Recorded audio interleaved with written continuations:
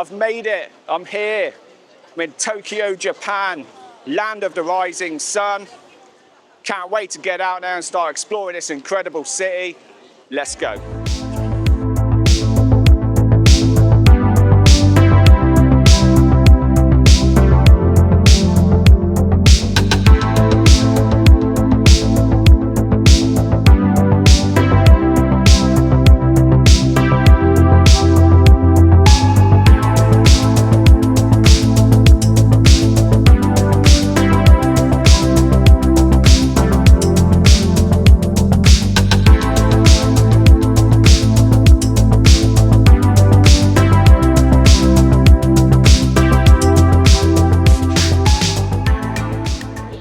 So over the next couple of nights, I'm going to take you around some of the districts here in Tokyo. I'm going to go out there and we're going to get some pictures, and I'm sure it's going to be absolutely amazing. But what do I know? I'm a country boy from Devon.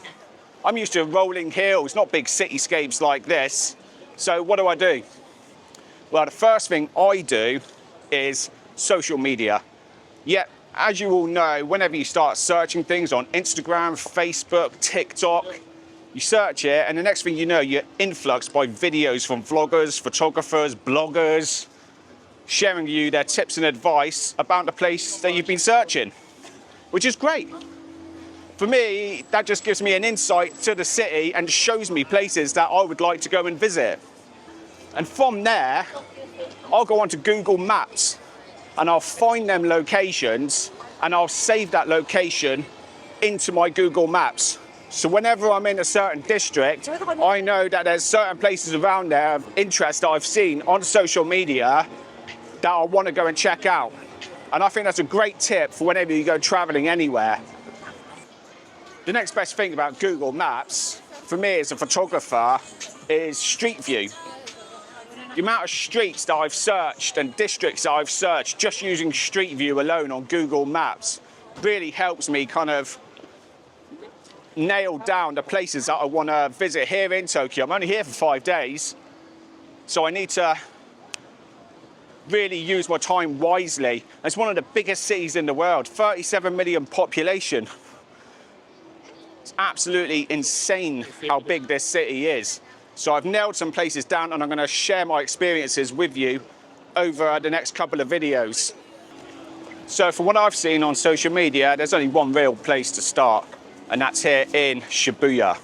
And the Shibuya crossing, which is just a famous crossing of the road, which has gone viral on social media. And I'm going to go down there now, I'm going to check it out, and I'm going to see what photographs I can get down there. Let's go.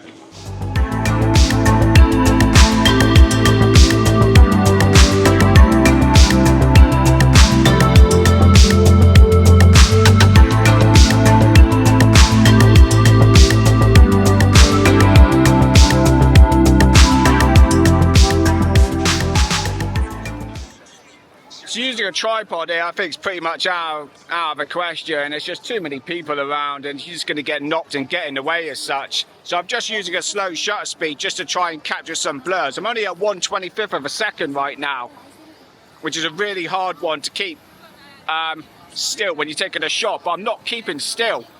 I'm going to start taking some shots with these moving vehicles, and on continuous autofocus try and catch one. And it'll just stay on focus on the vehicle, but kind of blur the background out. I've got some go-karts coming up over here. I'm going to try and get them as they're coming by. There's some more going there, look. I'm going to try and get them now, see how it works out. Yeah, so I just got a couple of shots. I'll show you now. I think it worked out quite well. It almost anticipates that the go-karts are going quite fast when they're not. They're going really slow. But by using that 1/25th of a shutter speed and using continuous autofocus and trying really hard just to track that go-kart as it goes by right on the same spot, and just really, it's all about your panning on that, trying to capture one of them shots because you're using such a low shutter speed. So it's just quite a great technique to use. Yeah, well, that's Shibuya crossing. Again, I wouldn't be using a tripod around there personally. I just experiment with some low shutter speeds, do some of that panning and then capturing some of them vehicles as they're going by. I think they make quite a good shot. I like that go-kart images.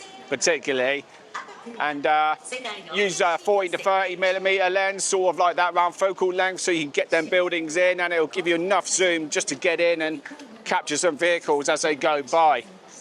But it didn't really do a lot for me around Shibuya crossing, if I'm quite honest. I reckon there's a lot better things to photograph around here than that crossing. So we're going to go and check them out. Oh, check that out. This is what I'm talking about now. Quaint little streets like this, all the bright lights lit up. Looks awesome. Going to get that shot right now. So I think over this week, mainly my style of photography, I like to photograph cities at night time. I don't want to be out here around here in the day photographing particularly, because to me it's quite flat. Places like Tokyo, they really do gotta come alive at night time. I mean, just look at it, how bright it is. It's just absolute, it's just crazy how cool it is, isn't it? You know, I mean, look at all that. I mean, even just looking back there, that's a cool shot. We just come down there. If you look back from the other way, it looks completely different. You've got a big skyscraper in the background there. Gonna go and get that shot in a minute. But for me, it just comes alive, doesn't it? So that's kind of like my style of photography, just going out, photographing at night, and that's mainly what I'm going to be doing each night this week. That's going to be my main focus, to photograph Tokyo at night time at the places I found on Google Maps. Yeah, it's definitely better around here than what it was on the Shibuya crossing. It's just so much more alive. I love it around here, it's just awesome. This is one thing you see in Japan a lot. Bit of writing on the floor. Makes a great leading line up into an image, that. If I turn around here, I don't even know what it's going to look like, but...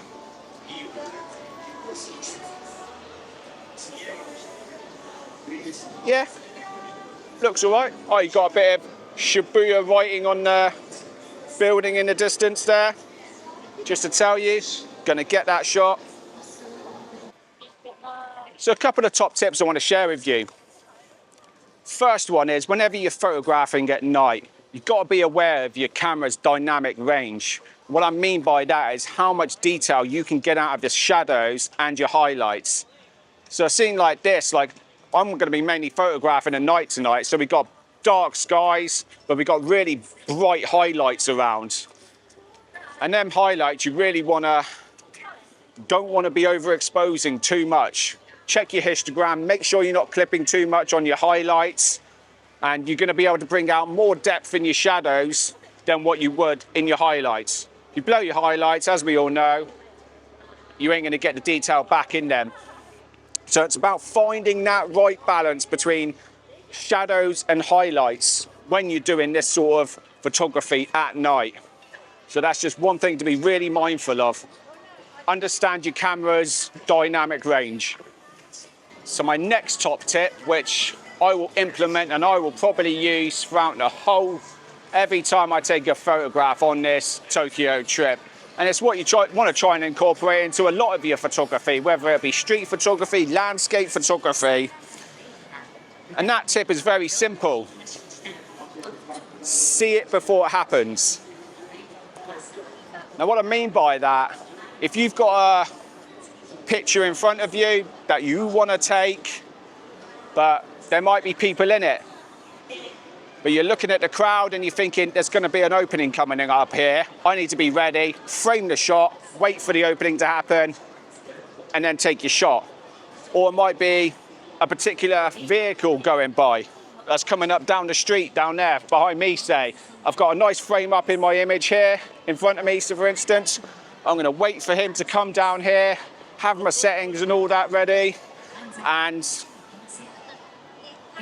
as soon as he comes by, I'm going to be ready and I'm going to take the shot. Have your shutter speed, aperture, ISO, all that ready. So see it before it happens. Just come up this little side street here. Highlight some of the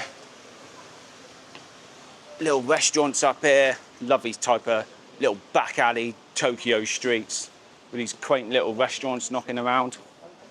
Look at that. Oh, I like that. Oh, I like this. I reckon it's a good shot to be had here. just like that.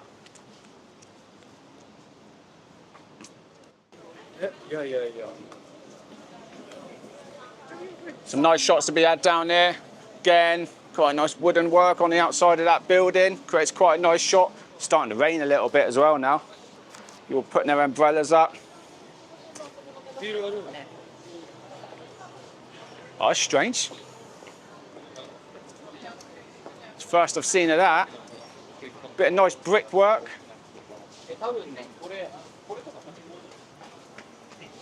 Here in Tokyo, nice round windows. Yeah, nice bit of architecture there. Ooh, we got here.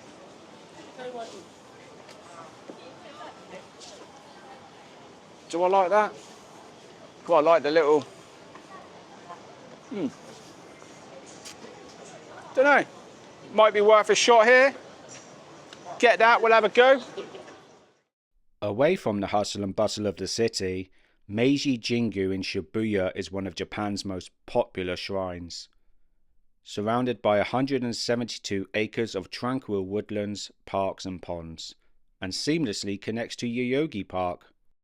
This harmonious blend of nature and spirituality invites visitors to immerse themselves in the serene beauty and rich history that Meiji Jingu embodies. The grounds are open every day from 9 AM to 4 PM and there is no admission fee. So everyone's queuing up to get their picture of Hachiko over there. For you that don't know, Hachiko in the 1920s and 1930s, he's a really famous dog around here and he's become a kind of a symbol, especially for here in Shibuya. It's because between the 1920s and 1930s, Hachiko sat outside Shibuya station every day for 9 years, waiting for his owner to turn up. But after 9 years, he never turned up and sadly he passed away. And his ashes were scattered or buried, I think next to his owner somewhere here in Tokyo. So, but there's been Hollywood films and things like that made about him. So it's kind of a famous, nice story. But yeah, absolute legend. So if you come in here, I'd definitely be going down, not just focus on the Shibuya crossing. It's a cool place to go, but definitely go around some of these back streets and check out some of the quaint little alleys there. That's certainly what I'm going to be focusing on here when I'm in Japan over the next 5 days, is going down these little narrow streets and exploring them. For me, in my style, the kind of images I want to capture here, and from what I've seen on Google Street View, as we discussed earlier, those are the places I'm going to really be visiting. Kind of the places where the locals go. Some places a bit further away from where the tourists will be. And that's the areas I want to focus on, the real heart of Japan, the real heart of Tokyo. But there's one place here in Shibuya which is the best place to go to photograph. And I went there earlier and I've got to say it was absolutely amazing. And I'm going to show you it now.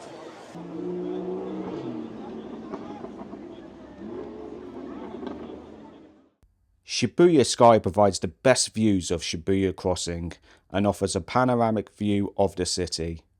On clear days, you can even see Mount Fuji in the distance. Tickets do tend to sell out fast, especially for the sunset time slot, which can sell out within minutes from being released.